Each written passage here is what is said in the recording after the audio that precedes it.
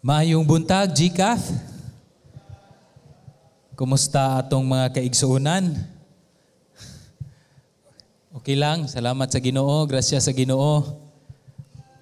Samtang karon pamalandong kita sa pulong sa Ginoo, ang atong paghangyo maugyud ang kaalam sa balang espiritu nga magauban kanato ug magalamdag kanato. Ug pamilyar kita sa pamaagi no sa Christian and Missionary Alliance for many years. Inyo gayong or ato gayong mabantayan nga sa panahon sa Nobyembre ug Disyembre mao gyud na ang pinaka-busy sa atoang mga simbahan all over the Philippines. Kay kabaluman ta no basta Disyembre naa diha ang Christmas celebration. Daghan kaayo og mga preparasyon nga ginabuhat ang mga matag simbahan. Ang Nobyembre pod mga igsoon usa pod siya ka busy nga bulan kay mao pod ang Thanksgiving celebration no kahinumdum ta. I don't know if we celebrate Thanksgiving before sa diri sa GCAF, but many of our churches all over the Philippines are celebrating the Thanksgiving celebration every December. Makahinumdum ko og siguro kung kamo nakaagipod niini, mingawon pud ta sa pamaagi sa pag-celebrate sa Thanksgiving celebration. Usually dito sa bukid, sayog yun na magsugod kay wala na siya Sunday school kundi naa siya kining ginatawag bitaw nga singspiration no nga naay leader muawit unya naay tig kung walay katong acetate bitaw nga projector naay tig flip sa kanang kuan sa lyric sa kanta no kung dili Manila paper kanang luyo bitaw sa kalendaryo mao na siya didto manganta unya human pagkanta manawag dayon o kinsay gusto magpasalamat pero dili pa na siya ang katugyong worship no service kundi kuan pa lang na siya intro sa worship service. And it would take probably 30 minutes to an hour to do that. And then magsugod dayon mosaka dayon ang worship leader para sa pagsugod sa worship service. Unya paghuman ni ana naay dayoy celebration of everybody's birthday. Kay numdo mo no everybody's birthday nga January hangtod December. Tagsa-tagsa mo duol unya excited kayo ang mga bata kay mohatag sila kung asa ilahang birth month butang sila sa ilang kwarta didto no tsada pud na siya nga buhaton na to.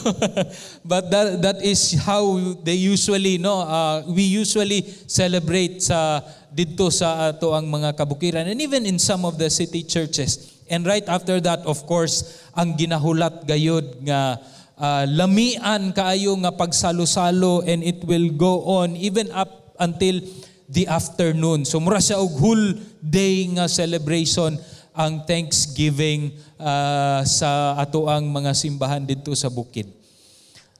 Ako gimingaw pud ko sa ingon ana nga mga pagsimba og paghimamat og pagfellowship sa mga kaigsuunan. So Thanksgiving, it is a celebration that many of our alliance churches have adopted, and according to them, it came from American influence. No, nga sila gyud ang nag-celebrate og Thanksgiving together with a turkey. No, ibutang dito sa oven ang pabo. Pero sa atoa kay dili man na uso litson. Kaapil kog litson dito. Celebration dito sa Don Carlos Dapit ilahang pastor kay kanang grabe gyud 15 ka litson giilahang gitunga-tunga kay gusto pud nila nga dili lang pud to sa ilaha pong ipanghatag sa ilang komunidad nga mahimo pud silang panalangin no and the whole year they were preparing for that mao nang daghan kaayo sila og mga litson.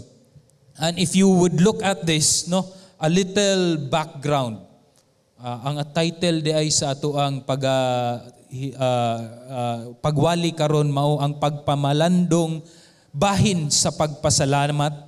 Makita nato na sa libro ni Moises sa Deuteronomio Kapitulo 8. A little history of Thanksgiving. Ang first American Thanksgiving, nahitabo ko no sa year 1621, dito sa Plymouth, ambot og sakto ako ang pag-pronounce, wherein the very first settlers nga gikan sa Inglaterra,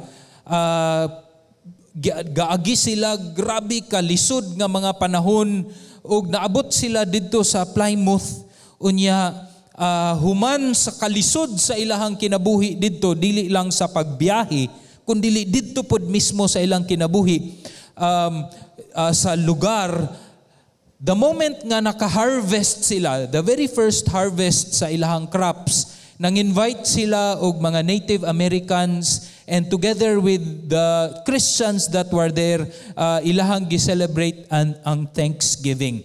But it was not during the presidency ni Abraham Lincoln nga gi-declare ang Thanksgiving as a national holiday every 26 of November.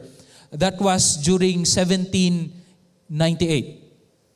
1798. Oo, si Abraham Lincoln ang nag-declare nga mao na gyud ni, no, we will celebrate it nationally. And kabaluman ta, kita sa Pilipinas, ning bisita or ni anhi kanato ang gospel pinaagi sa mga misyonaryo nga mga Canadian o Americans, to a point that we were also influenced to celebrate Thanksgiving. Apan mga igsoon, with the rise of this ideology karon, and I'm sure you've seen this in the news, especially dito sa Amerika, nga naglantaw nga ang mga white men are colonizers and oppressors, discriminators and racists. Naay mga claims karon mga igsoon nga ang celebration of Thanksgiving is rooted kuno sa racism and enslavement of the Native Americans. Mauna nga kung kita kunong Pilipino, if we celebrate Thanksgiving, then we are participating on this historical and horrific discrimination. And affirming pod, nagpaila pod kuno, nga naa daw gihapon kanato ang colonial mindset as what they quote to be, us to be little brown Americans. Mo'y tawag kuno nila sa mga Pilipino. No? But having been given by the Lord this wisdom, the capacity to think charitably, lovingly, and at the same time critically, there are two questions nga dapat nato pangutanon isip Filipino Christians nga ato ang hinuklugan og ato ang lantawon gayud para mahanay pod og masakto pod ang atong panghuna-huna in light of God's word in terms of this Thanksgiving celebration. Una, ang Thanksgiving celebration bagyod, gikan bagyod ni sa Amerikano nga tradisyon lamang. Sila ra bagyod ang una nga nag-celebrate niini. Wala pa bagyoy mas lawom nga tradisyon nga gi-celebrate even before the Americans and the Canadians. Kay kung ato aning tubagon og pangutanon, ato ang mapildi ang pangutana, the root of the argument against Thanksgiving, nga nag-ingon nga sayop daw mag-celebrate og Thanksgiving tungod kay ang mga white men ang nag-imbento niini to trick, to enslave and discriminate Native Americans. Ikaduha nga pangutana, if we are to say nga no, dili gikan sa Amerikano lamang ang tradisyon sa kining Thanksgiving, paunsa man ni nato ma-celebrate nga ma-magnify nato ang Ginoo as Filipino Christians, as believers ni Christ that are given this sub-identity as Filipino Cebuano, Ilonggo baka Tagalog ba ka? How should we celebrate nga dili magsuon-suon lamang sa celebration pod of other people? Now, we must understand nga yes, our primary identity is in Christ. Kita anak sa Dios, kita nahimong citizen sa gingharian sa Dios, kita nahimong kabahin sa lawas sa Dios, is if the church, part of the church. Yet we know that in the scriptures, God also values your tribe, your tongue, ang imuhang gigikanan nga nationality or even your ethne, the part of the tribe where you are in. Maunang sa Book of Revelations, makita nimo nga ang tibuok mga katawhan sa Dios as one, they are believers of the Lord Jesus Christ, yet they are bowing down to the Lamb of God in accordance to their tribes and tongues and nations, because God values that as well. So in other words, ang atuang pagsimba sa Dios, isip Cebuano, isip Ilonggo, isip Pilipino, give value pod na siya sa Ginoo. So mas maayo pod that we need to create a robust, busok nga identity that tells us, yes, that we are believers of the Lord Jesus Christ, yet at the same time, Cebuano ko nga nagtuo ni Ginoong Jesus. No? Ingon ana klase, or Ilonggo ko nga nagtuo ni Ginoong Jesus. Now lang taon na to, if we push back a little bit more, we would see that ang history of Thanksgiving, kadtong mga Kristohanon sa Plymouth nga nag-celebrate og Thanksgiving, dili ito nila gibuot-buot lang or wala sila nag-imbento ni adto in the year 1621, but they were kanang influenced by the Puritan communities in England, which they were a part of during or before they went to America. So naana ang celebration of Thanksgiving. They call it the days of Thanksgiving. Naapod sila days of fasting, naapoy days of Thanksgiving. So mao nang kita, naapod tay days of fasting nga magsugod ugma hangtod sa Wednesday. Moapil pud ta sa atoang fasting in preparation sa December nga mga litson. Okay? So dili lang days of thanks, dili lang ang Puritans, but if we really push back thousands of years before, we would realize nga maabot ta sa panahon nga si Ginoong Jesus, kauban sa iyahang mga disipulo, the night before he was to be crucified on the cross, nag-celebrate siya sa communion, which we are also observing in remembrance of the Lord Jesus Christ. Ug didto ang communion, gitranslate na siya nga word sa ato ang early Latin believers or church fathers, ug gisulti nila nga ang communion is translated into the word Eucharist. And for many of us nga gikan sa kadtong dakong simbahan, ang Eucharist is even celebrated even up until now. It simply means giving thanks. Giving thanks ang word nga Eucharist. Pagpasalamat in remembrance of Christ. So, in other words, layo pagyudi ay kaayo ang tradition of thanksgiving, even pagyud nga maabot didto sa panahon ni Ginoong Jesus, that the communion is also a remembrance to, and that would result to thanksgiving and gratefulness to the Lord Jesus Christ nga naghatag kanato og kaluwasan.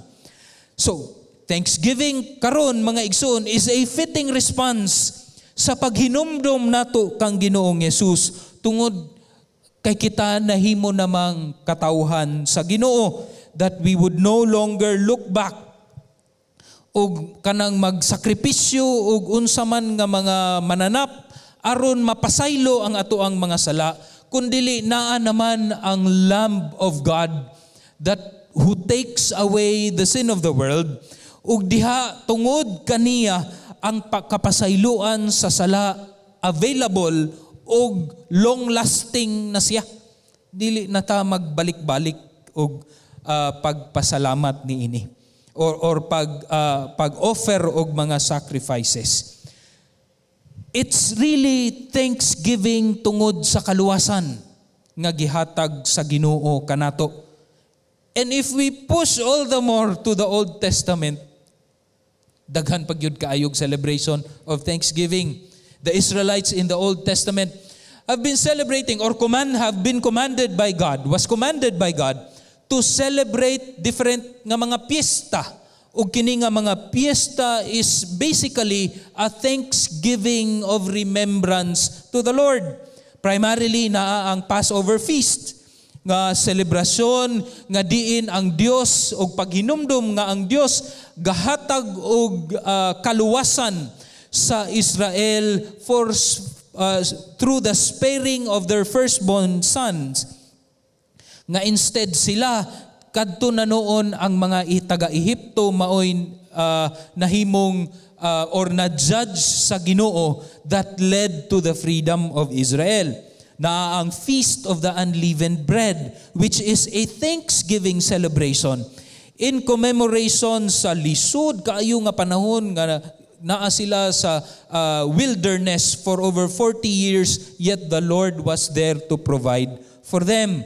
Na ay the celebration or the feast of the first fruits, the feast of weeks, are thanksgiving celebration tungod sa provision sa Ginoo. And there is also the feast of booths nga celebration pod sa proteksyon o guidance sa Ginoo didto sa wilderness. So unsa may makita nato ani mga igsuon?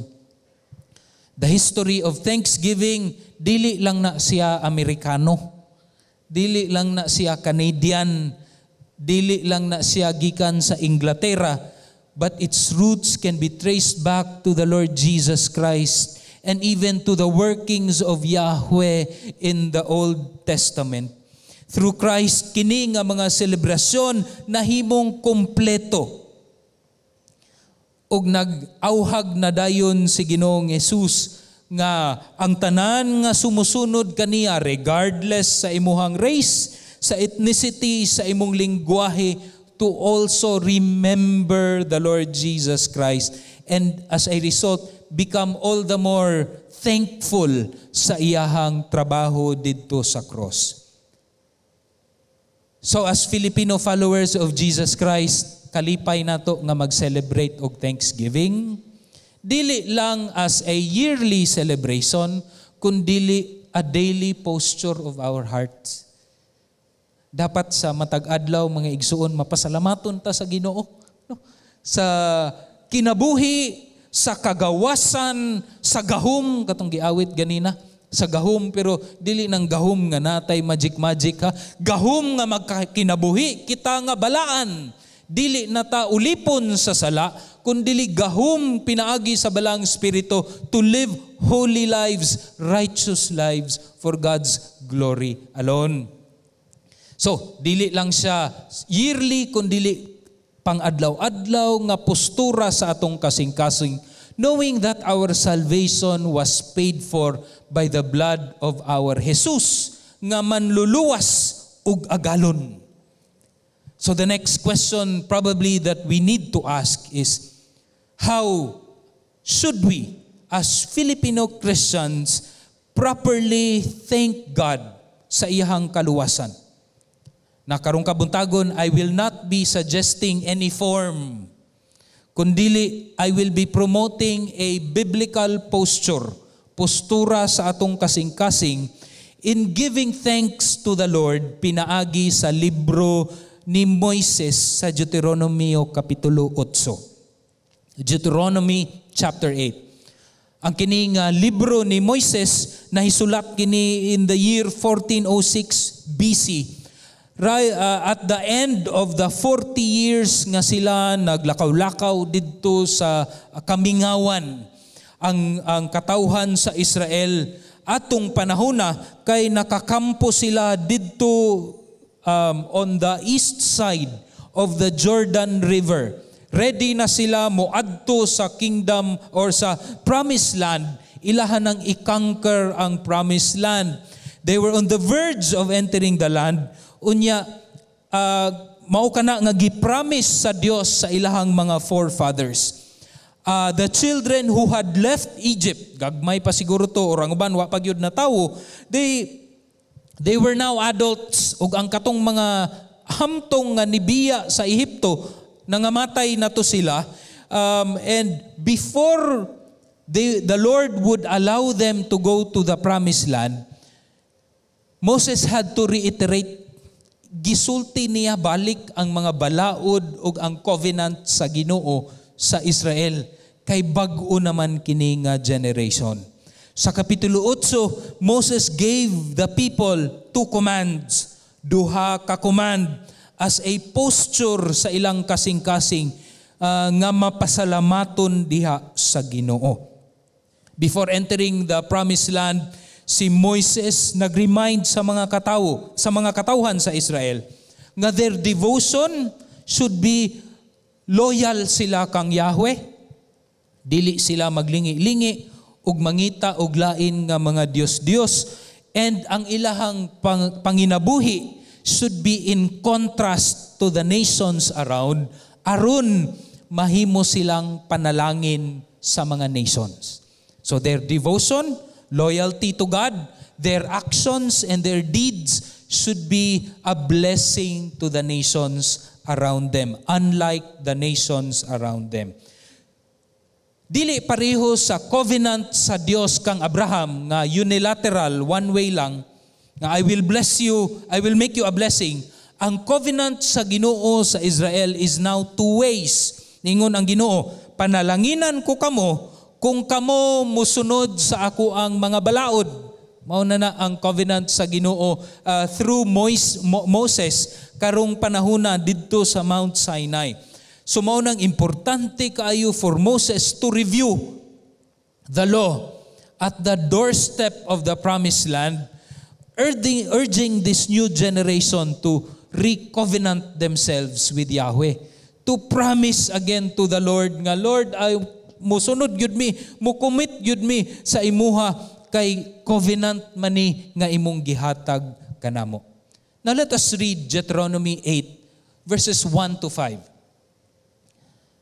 Nag-ingon ang pulong sa Ginoo, magsingkamot kamo sa pagtuman sa tibuok nga sugo nga gisugo ko kaninyo niining adlaw, aron mabuhi kamo og padaghanon kamo ug mosulod kamo og manag-iya sa yuta nga gipanumpa ni Jehova nga sa inyong mga amahan, ug hinumduman mo ang tanan nga dalan nga gidad-an kanimo ni Jehova nga imong Dios niining kapatan or 40 katuig didto sa kamingawan, aron ikaw paubson niya sa pagsulay kanimo, aron sa pagpahibalo sa anaa sa imong kasing-kasing, kung buot ka magtuman sa iyang mga sugo or kondili. Ug ikaw gipaubos niya ug gipaantos niya sa kagutom ug gipakaon ikaw niya sa mana nga wala mo biilhi. Bisan ang imong mga amahan wala makaila, aron sa pagpahibalo kanimo nga ang tawo dili mabuhi sa tinapay lamang, kundili sa tagsa-tagsa ka butang nga magagula gikan sa baba ni Jehova, mabuhi ang tawo. Ang imong bisti wala gayud madaan sa ibabaw mo, ni naghubag ang tiil mo sulod sa kapatan katuig, ug palandunga sa imong kasing-kasing nga ingon sa tawo nga magakastigo sa iyang anak nga lalaki, mao usab si Jehova nga imong Dios magkastigo kanimo. Ang Dios magapanalangin sa iyahang pulong. Although we will be talking about the whole chapter 8, verses 1 to 5 is very important, kay naa diha ang duha ka postura sa mapasalamaton nga kasing-kasing tungod sa kaluwasan sa Dios nga gihatag sa Israel ug sa gihatag ni Kristo kanatong tanan isip Kristohanon. Una, mga igsuon, first posture. Duha ka postura sa pagpasalamat tungod sa kaluwasan sa Dios. Una, mao ang maampingon nga pagtuman. Maampingon nga pagtuman. Nay duha ka aspeto when it comes to pag-amping, no? Maampingon gyud. Be careful to obey and to observe God's word. Una niini magigsoon, ang pagtuman mao'y tinubdan sa mahinungdanon nga kinabuhi. Niingon ang pulong sa Ginoo, magsingkamot kamo sa pagtuman sa tibuok nga sugo nga gisugo ko kaninyo niining adlaw, aron mabuhi kamo ug pagapadaghanon kamo ug mosulod kamo ug manag-iya sa yuta nga gipanumpa ni Jehova sa inyong amahan. Adunay pulong diha, kanang pulong nga you shall be careful, maampingon, masingkamuton sa pag-obey. That's the Hebrew word tishmerun. Nagdala kini og kabugaton nga we are to carefully do and obey God's command. Urgent jud ni siya, as if our lives depend on it. It's a matter of life and death. That's the word tishmerun. Gusto mo mabuhi? Be careful to observe God's word. Kung gusto mo mamatay, o sige, pagpasagad mo. A matter of life and death. Kani nga word nga tishmerun, usa siya kalawom ug bugat gayud, and gibalik-balik yun ni sa Ginoo sa tibuok Deuteronomy chapter 8. Be careful ug kanang pulong nga kaya or to live, magkinabuhi, gibalik-balik yun ni sa Ginoo, because this is important for us to live nga mahinungdanon nga kinabuhi. I know that there is a lot of abundance nga gipromise sa Ginoo sa Israel didto sa sa land or sa promised land, and you will see more as you read Deuteronomy chapter 8. Pero I believe ang pagkaabunda nga gihatag or gipromesa sa Ginoo sa Israel, ang kinauyukan gayud niadto kay mahimo silang magkinabuhi nga mahinungdanon. Mahinungdanon in terms of their role sa pagtuman sa buluhaton sa Dios nga sila mahimong panalangin sa mga katawhan. In other words, the abundance nga ihatag sa Ginoo kanila pinaagi sa milk, pinaagi sa harvest and fruits, dili kato mopundo sa ilaha mga igsuon, kundili mudagayday kadto nga mahimo silang panalangin sa mga katawhan sa ilang palibot. It's not the kind of abundance that these prosperity preachers are preaching, nga kung dili ka magkasakyanan 10 years from now, ligsan kuno kas ilahang pastor. But it is the abundance that will lead you to be a blessing to other people. Daghan lagi. Remember what Paul said? Ang ihatag kanimo or ang pagadungagan sa Ginoo kay ang binhi sa pagpasalamat, dili ang bread for eating. Remember that? Nga kita padayon nga magkinabuhi isip simply devoted, humble diha sa Ginoo, yet we are to give generously to other people. Mauning mahinungdanon nga kinabuhi nga gihatag sa Ginoo o gipromesa sa Ginoo, and we are to be tishmerun, to be careful to obey the words ni God. Yet God again pushes it further nga ang pag-careful obedience sa command ni God, yes, it's a matter of life and death, pero it is also a matter of kaning kinabuhi nga mahinungdanon, thriving, dili lang surviving, kundili thriving. Kanang grabe gyud ang panalangin nga kita mahimong panalangin sa ubang mga katawhan. So, this is not a prosperity, health, and wealth gospel.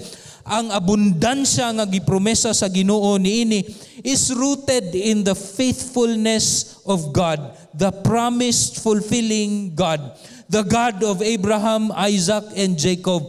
Jacob has repeatedly made a covenant of relationship sa Israel nga comes with this blessing also that they will become a blessing to other people.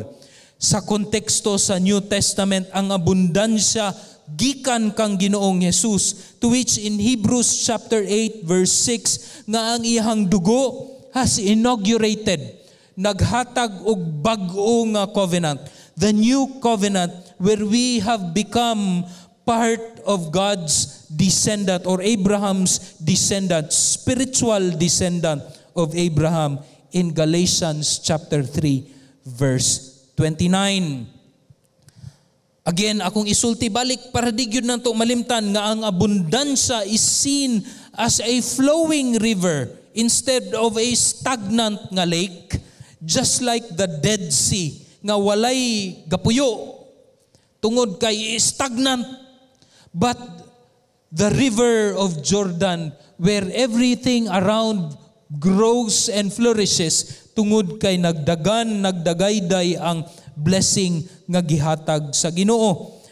Kini nga covenant gipromise ni sa Ginoo sa Israel, and as spiritual descendants of Abraham, we also have this blessing and responsibility, but now in the covenant through the Lord Jesus Christ. Obedience to God's commandment, mga igsoon, is exactly what Moses declared nga mahimo kitang nation blessers. Blessers of other people as God blesses us. In other words, pareho sa gisulti ni Elder Alex Gaane in couple of Wednesdays ago, niingon siya nga abundance is more than just money and material things. It is about living with joy, with peace, with satisfaction in the Lord Jesus Christ that would result to our generosity and loving others nga mahimutang testimony to the people around for the glory of God. Mga igsoon, maampingon nga pagtuman sa pulong sa Dios naglangkob sa pagpili, kinabuhi ba o kamatayon? Ang maampingon pod nga pagtuman sa pulong sa Dios kay kinahanglan aron sa makahuluganong kinabuhi, mahinungdanong kinabuhi. Ikaduha, ang pagtuman, mga igsuon, sa command sa Ginoo, nagpatinaw kini, nga naagyug kay kagawasan, kining freedom, that many of us would like to sing, no? Freedom, kagawasan. Unsa bagyud di ay ning freedom, kay naarabay freedom nga ginawali sa wala gatuo sa Ginoo, which is completely opposite to the freedom that Christ has given to us. Again, nisulti ang pulong sa Ginoo ug bantayan mo ang sugo ni Jehovah nga imong Dios sa paglakaw sa iyang mga dalan ug sa pagkahadlok kaniya. Bersikulo 6 ni siya, hantod ni siya sa bersikulo 10. Niingon ang bersikulo 7, kay si Jehovah nga imong Dios magapasulod kanimo sa maayong yuta, yuta sa sapa, sa tubig, sa mga tubod, sa mga alimbukad nga nagaagay ngadto sa mga walog o sa mga bukid. So it's really abundance that the Lord provides because of the covenant ni God sa Israel. And because of the covenant that we have in the Lord Jesus Christ, we also have this meaningful life, this abundant life that I just mentioned. But we should remember, bantayan na to mga igsuon, kay sa pagkaabunda, naapod ang tsansa nga makalimot. Makalimot ta nga ang gi-bless di ay sa Ginoo, pan nga atong kaunon, og binhi nga atong ipanghatag.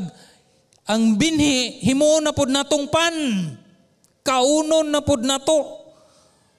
Maunang matud pa nila, bantay-bantayan nato ang atoang tiyan. Bantay-bantayan nato ang atoang health. Kay basin naabot ta sa ingon ani nga punto nga gikaon na nato ang mga butang nga purpose sa Ginoo ipanalangin sa ubang mga katawhan. Ang atong kaluwasan nagdala kanato gikan sa pagkaulipon sa sala ngadto sa pagkaulipon kang Kristo. Freedom, mga igsuon, is really still becoming a slave, but not anymore to sin. That is where we get our freedom, but now we are doulos, slaves of the Lord Jesus Christ. And in the Lord Jesus Christ, mauna ang tinuod nga kaluwasan. Mga igsoon, kagawasan. Ang kagawasan dili di ay nga kanang ako na'y bahala. Kung unsay akong gusto, ako nang buhaton, which is what the Western world or those who do not believe in the Lord Jesus Christ value so much. Ay kugbuti. Buhaton ako ang gusto. That's not true freedom. Because kung gusto nimong buhaton ang imuhang gusto, unya ang imuhang kinasuluran, matud pa sa Biblia, ulipon gihapon sa sala, dili gyud ka free. Wa kay kagawasan, kay tanan nimong pagabuhaton mo resulta man sa pagkasala, pagkaulipon sa sala ug pagkalaglag ngadto sa impyerno. But in the Lord Jesus Christ, mauna ang tinuod nga kagawasan. Nga dili naka mapildi sa temptasyon, you have the power and the capacity in Christ to say no to sin and say yes to God. And that is true freedom. Sa ato ang pagtuman sa balaod sa Dios, nagpatinaw na nga naagyud kay kagawasan. Gawas nun nagyud ko, kay ning tuman naman ko sa pulong sa Ginoo.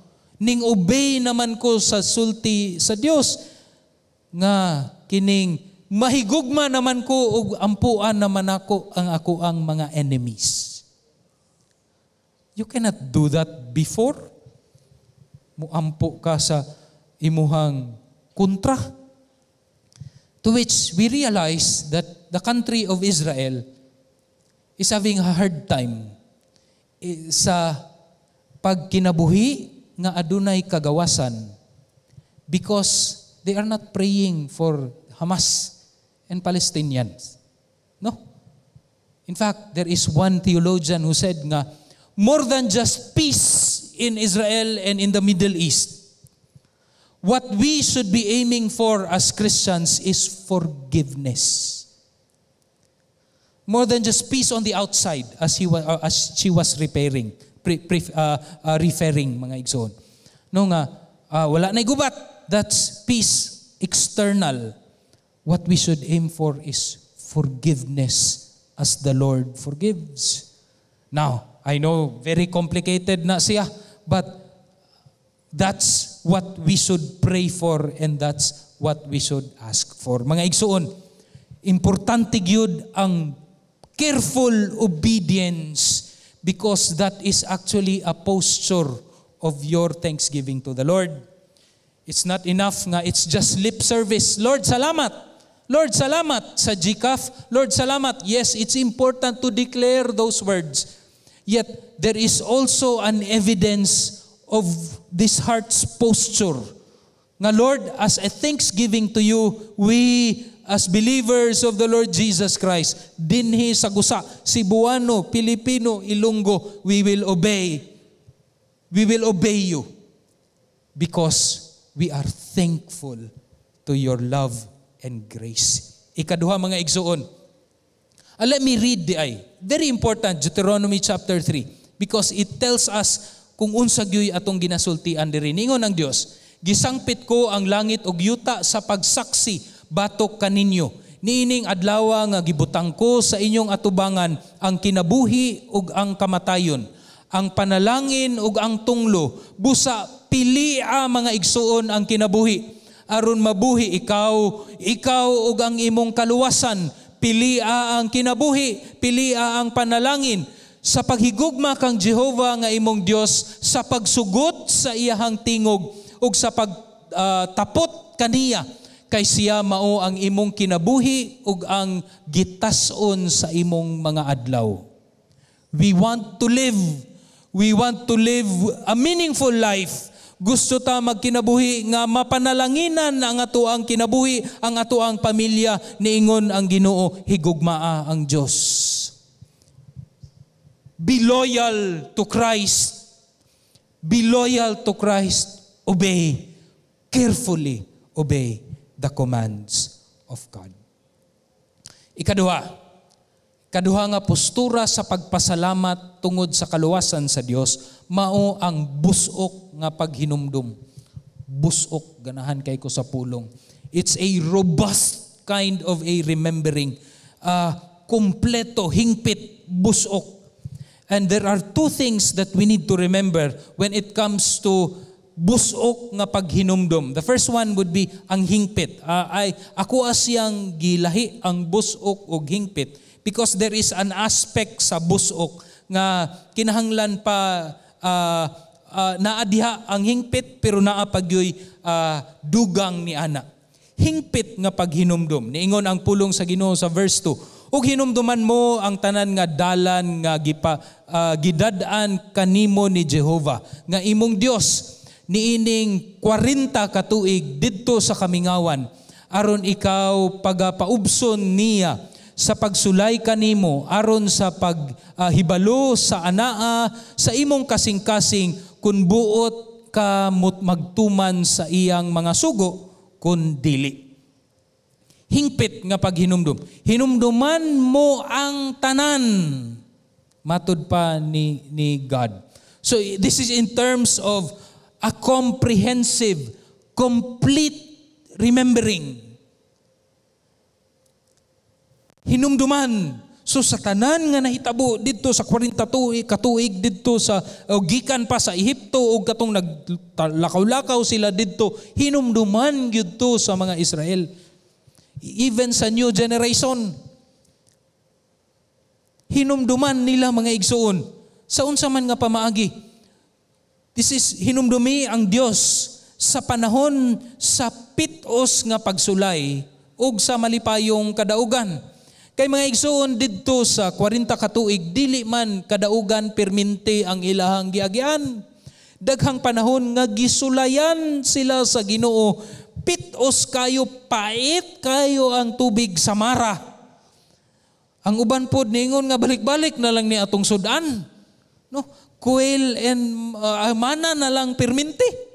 Wa bay lain kita kay unsa ka tong lami sa mana ba? Oh Lord, patilawa pod mi, patilawi pod mi. Balik-balik sa muka.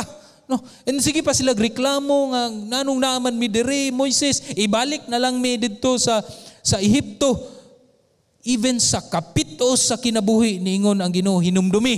Kay nganuman niadtong panahon na gipaubos mo sa Ginoo ug nagkat-on kamo og humility. Pagpaubos, pagsalig sa Ginoo, that's the result of the testing of God. That these people will say, God, you are faithful. Tungod kay sa kapitos naa ka. Sa kapitos naa ang imong presensya. Hinumduman nato na mga igsoon, sa panahon nga ikaw niagig mga kapitos, niadtong mga panahon, pasalamatan nimo ang Ginoo, hinumduman gihapon nimo ang grasya sa Ginoo. Ug sa panahon nga aduna kitay malipayon nga mga kadaugan, we are to remember, hingpit, kompleto nga paghinumdum sa Dios. Mga igsoon, hinumduman pod nato sa pamaagi nga karon kung unsa kita or mahimong karon kung unsa kadtong sa una. Naay mga igsuon, naay gisulti ang usa ka kaning journal nga akong nabasa nga ang pag-remember kuno sa past in accordance to Jewish culture is a reactualization of the past. So murag imuhang gibalik, you portray it now what was in the past. Kung unsa tong sa una, it's as if mao siya ang nagakahitabo karon. Which means that this event, bisan og tuwa siya sa una, apan we are still living the result now, and we will continue to experience the result or the effect of such history nga nagakahitabo. So as we remember, we reactualize kung unsa tong sa una ug unsa pud tong karon. In fact, there are also writers nga nag-ingon nga even ang religious Jewish people karon, ang mga priests of the Jewish nga religion, they would say nga sa panahon nga naa ang amoang kaninunuan didto sa Israel o giluwas sila sa Ginoo, we were also there. We were also there. As we remember, we were also there. We don't know how, siguro dito sa by genes, sa DNA, sa ilahang mga, but that's how they perceive it. In the Jewish culture, we reactualize. We don't just remember it as if dito to siya nahitabo sa una, kundi we are living the effects now. That's why we are more thankful to the Lord. Mga igsoon, hingpit nga paghinumdum sa Dios. Do you remember what the Lord has done to you? To your family? To our church? Naara ba tay tendency no nga, kung unsa ang sakit, kalimtan na lang to nato. Ay na to hinumdumi, pait kay to, maulaw tato nga panahon. But the Lord teaches us to even remember the shameful past. Kay wala man ni undang og pagtudlo ang Ginoo sa kadtong panahon nga naulawan ta. Napakaulawan ka tungod rapod sa atuang sayop og sala. We remember it. It's as if it is happening now. We remember the victories. It's as if it is happening now, and we are to thank the Lord for it. Mga igsoon, we should not forget. Klaro ni nga gisulti sa Dios, ang pagkalimot na ay tulo, no? Ang pagkalimot sa Dios nagagikaning duha ka rason. Una, kung kita naa sa kalisod. Ingon ang Ginoo sa verse 2, God has led you 40 years in the wilderness, ug ikaw gipaubos niya ug gipaantos niya sa kagutom. Usahay sa panahon sa kapitos, makalimot tas Ginoo. Ug dili sa kapitos, but even sa abunda, makalimot pud ta sa Ginoo. And in verse 17, moingon na unya ka nga, tungod kanako nahimo kong abundansya. Pan nakalimot sila or nakalimot ta nga asa man gikan ang kusog nga ikaw nakapanarbaho. Asa man gikan ang kaalam nga ikaw niabot ni anang aspeto sa imuhang kinabuhi. And in all of this, it might be pride, mga igsoon. Pride is the default posture of our heart when we do not remember the Lord. Again, I tell us, we remember the Lord. Kay diha sa paghinumdum kita tudluan sa Ginoo nga mahimong mapaubsanon. And lastly, let's remember this, ang kaluwasan sa Dios, kinahanglan mo dala kanato sa mapasalamatong postura nga mao ang pagtuman og paghinumdum gayud sa Dios sa paghinumdum kaniya. And as what John of Damascus have said, in his times where he experienced many persecutions and many victories, niingon siya, Hail, O Christ, the word and the wisdom and power of God, and God omnipotent. What can we, helpless ones, give to thee in return for all the good blessings? For all are thine, and thou askest not from us save our salvation. Though who thyself art the giver of this, and yet art grateful to those who receive it. Through thy unspeakable goodness, thanks be to thee, who gave us life and granted us the grace of a happy life, and restored to us that when we had gone astray through thy unspeakable condescension. GCAF, we are to continually thank the Lord. We are to celebrate Thanksgiving not merely as a yearly celebration, but a daily posture for our hearts. Let us pray. Lord, dako kayo among pasalamat sa imuhang pulong. Dako kayo, O Dios, ang amo ang gratefulness tungod sa imuhang grasya o kaluoy. Tabangi mi, Lord, nga kanunay makita, dili lang madunggan gikan sa among baba ang pagpasalamat, kundi makita gayud sa amo ang kinabuhi. Pinaagi sa amo ang pag-obey sa imuhang pulong, pinaagi sa paghinumdum kanunay sa imong grasya ug kaluoy. Sa kapitos man, sa panahon man sa kapitos ug sa panahon sa kadaugan, kanimo gayud ang dungog ug himaya. Sa ngalan ni Jesus. Amen ug amen.